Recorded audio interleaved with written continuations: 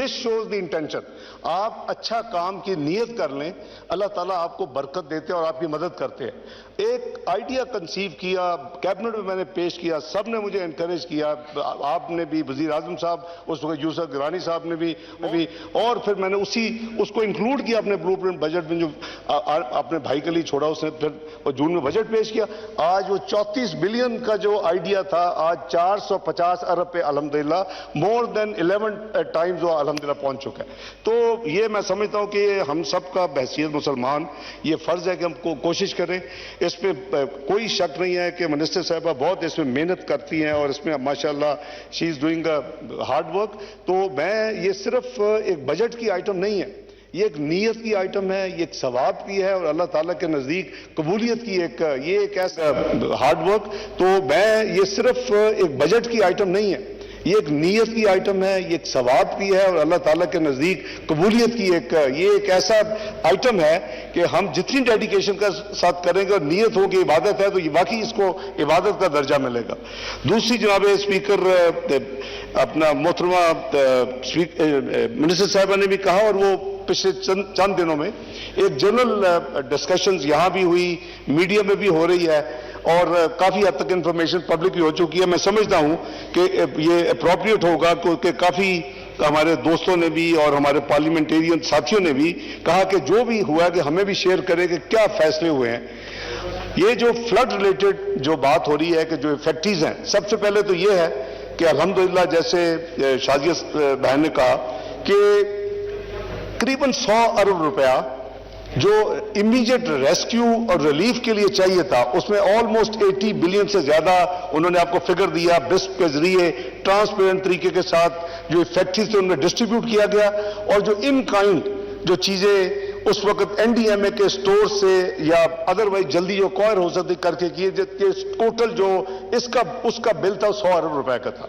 हमने वो स्टॉक्स जो एनडीएमए ने अपने स्टॉक से यूज किए वो हमने पिछले 2 हफ्तों में 12 अरब रुपए की उनको ईसीसी ने अप्रूवल दी और कैबिनेट ने उसको एंडोर्स किया कि वो अपने स्टॉक्स को रिप्लेनिश कर लें और वो 12 अरब जो है वो भी हुकूमत पाकिस्तान ने खर्च किए। तो अल्हम्दुलिल्लाह वो 100 अरब मैं समझता हूं कि ये उन बहन भाइयों का जो फ्लड इफेक्टिव थे उनका राइट है इस इस्लामी मुमलकत के ऊपर और इसके खजाने के ऊपर।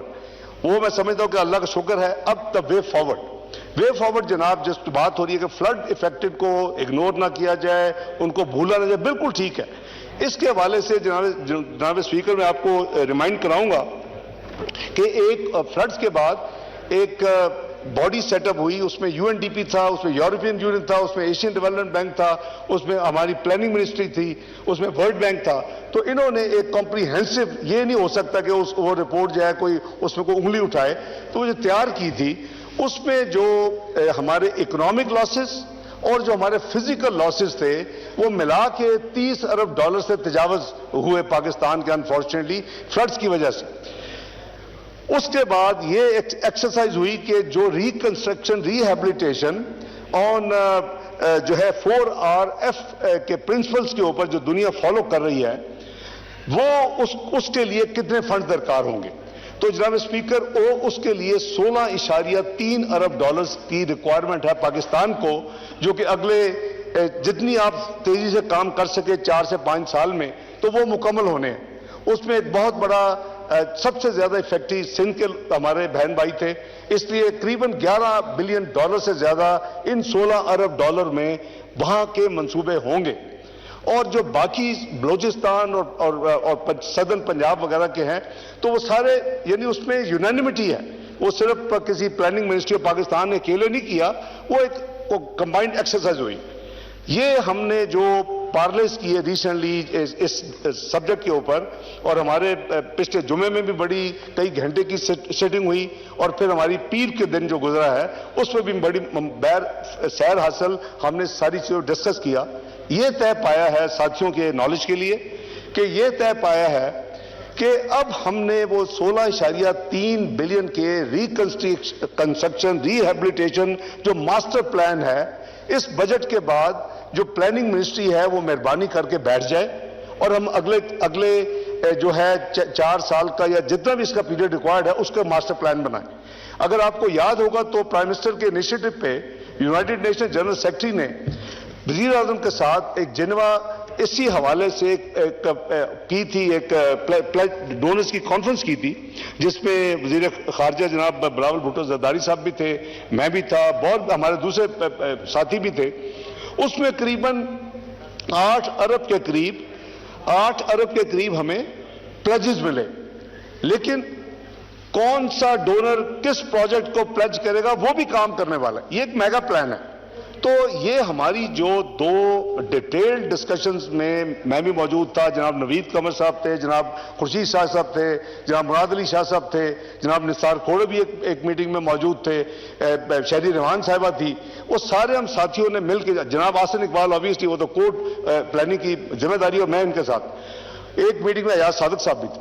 ये 2 दिनों में हमने ये तय किया कि ये बजट हो जाए, 15 जुलाई तक टेंटेटिवली एक मास्टर प्लान बनाया जाए कि वो जो 16.3 बिलियन के प्रोजेक्ट्स हैं, जिसमें पाकिस्तान ने ग्लोबल फोरम के ऊपर अनाउंस किया कि आधा हम खुद करेंगे, और वो जो आधा हम खुद फाइनेंस करेंगे यानी $8.15 बिलियन के इक्विवेलेंट, उसमें आधा रेलेवेंट सूबा अदा करेगा, आधी फेडरल गवर्नमेंट। ये तय उस दिन हो गया, देयर वाज क्लैरिटी नहीं थी कि ये आधा फेडरल गवर्नमेंट अपने रिसोर्सेज से उसमें हिस्सा डालेगा, आधा सूबा डालेगा, और जो आधा इंटरनेशनल डोनर्स के जो फाइनेंसिंग और जो लोन्स होंगे वो इस्तेमाल होंगे। इसके लिए मैं समझता हूं कि ये एक यानी प्रूडेंट वे फॉरवर्ड है, और इसमें जो मैच मेकिंग मेरे नजदीक सबसे ज्यादा इंपॉर्टेंट है कि जिन अदारों ने किया उन्होंने ये नहीं कहा हम किस मंसूबे में आपको करेंगे, और उसमें अपेरेंटली कुछ ऐसे प्लेजेस भी इन 2 मीटिंग्स में सामने आए हैं जो कि शायद वो एक ट्रेडिंग फैसिलिटी के टाइप पे है, तो उसके लिए काम नहीं आएगा। तो हमें ये जो गैप है इसको ब्रिज करना है। तो ये एक एक्सरसाइज होगी, मैं समझता हूं कि जो रियल खिदमत होगी, जो हम सब सुनते हैं। अभी बहन शाजिया ने भी कहा कि जी ये फ्लड फैक्टर ना भूलें, बिल्कुल नहीं भूलना चाहिए। इसको मद्देनजर रखते हुए पहला हमारा 2 मैराथन सेशंस में फैसला था, ये जो मैंने अर्ज किया कि ये काम होगा और 15 जुलाई तक टेंटेटिवली इसको खत्म करना चाहिए। दूसरा जो इस वक्त अर्जेंट था वो फ्लड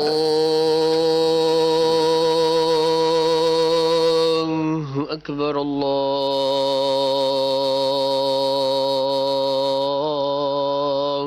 अकबर। $827 मिलियन का ये प्रोजेक्ट है, और ये सिंध में जो फैक्ट्रीज हैं उनके लिए गवर्नमेंट ऑफ सिंध ने इसको शुरू किया है, और इसमें जो फंडिंग है वो टोटल इस आने वाले माली साल के लिए 50 अरब रुपए की रखी गई है। तो इसके लिए ये फैसला किया गया है कि फेडरल गवर्नमेंट 25 अरब, इस 50 अरब में से 25 अरब फेडरल गवर्नमेंट कंट्रीब्यूट करेगी, अपना हिस्सा डालेगी इन फैक्ट्रीज के लिए, अपने बहन भाइयों के लिए। 25 अरब सिंध की गवर्नमेंट जो है इसमें इस प्रोजेक्ट में करेगी, और ये प्रोजेक्ट फिर इसी तरह 50-50 बेसिस के ऊपर आगे चलेगा। तो चूंकि अपना हमारी जो public sector development program 2023-24 circulate हो चुका है, तो वाइंडिंग अप होपफुली कल कोशिश करेंगे आपकी इजाजत से। उसके साथ साथ फाइनेंस बिल पास होने से पहले जो रेलेवेंट पेज या पेजेस होंगे उसकी फोटोकॉपीज अपडेटेड सर्कुलेट कर दी जाएंगी हाउस में, ताकि रिकॉर्ड जो है उसको अमेंड कर लिया जाए।